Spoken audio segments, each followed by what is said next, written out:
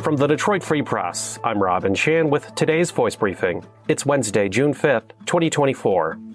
I'm Sue Salaski, Detroit Free Press food and restaurant writer. A new app called Too Good To Go is making its official Detroit launch this week and aims to help food businesses like bakeries, cafes, and eateries avoid potential food waste. Founded in Copenhagen, Denmark, Too Good To Go connects food businesses who have surplus food to customers, offering them surprise bags of various amounts of food items that are close to their prime and would otherwise end up in the trash and ultimately landfills. In Detroit, 70 businesses have already signed up to participate. Eateries with surplus food items list the surprise bags on the app for about $6 to $7 each, or about half the regular retail cost. The amounts, specific items, and availability will vary. Local business owners say it helps them recoup some of the costs of the products that otherwise would just be thrown away. On the app, you can search a city and which food businesses have product available and the price. Surplus food is not always guaranteed, so not everyone will have items all the time or every day. With each transaction, Too Good To Go takes a flat fee of $1.79, and participating food businesses pay a yearly fee. For information or businesses that want to participate, go to toogoodtogo.com.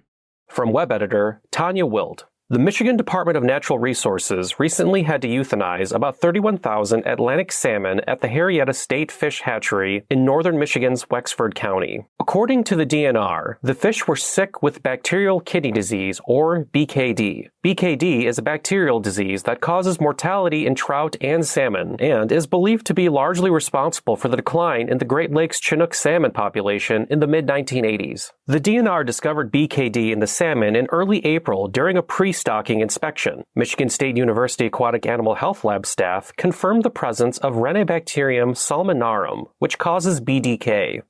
The fish were prescribed a 28-day antibiotic treatment that was mixed in their feed. However, the sick fish were not feeding well and didn't eat enough of the antibiotics to eliminate the pathogen. In a news release, DNR Fisheries Division Assistant Chief Ed Eisch wrote, quote, "The bacteria that causes bacterial kidney disease is listed as a Level 1 restricted pathogen in the model program for fish health management in the Great Lakes. Fish that are positive for Level 1 restricted pathogens can be stocked where the pathogen is already known to exist, but only if they are free of signs of disease. This lot of fish still show signs of active BKD, so they cannot be stocked." End quote. For more on this story, you can search on Freep.com for Tanya Wild's article, Michigan Department of Natural Resources euthanizes more than 31,000 Atlantic salmon.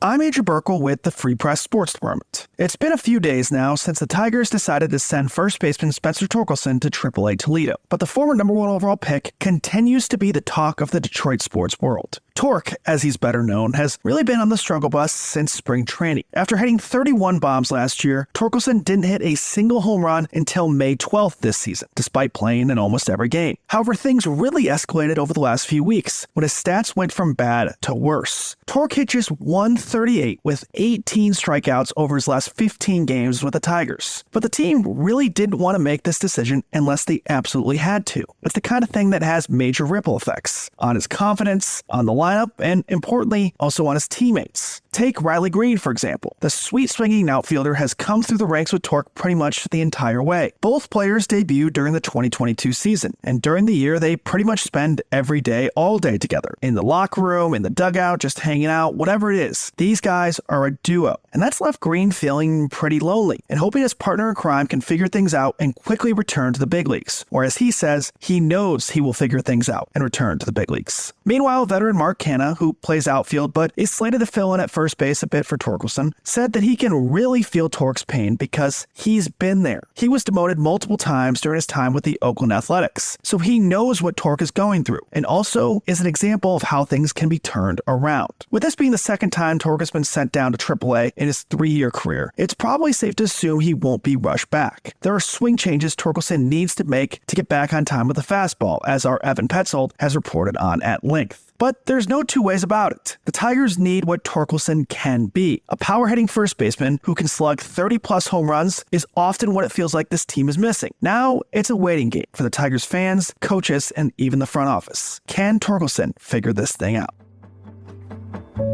Find more from the Detroit Free Press on freep.com. That's FREEP.com. Thanks for listening, and you'll hear more from us tomorrow.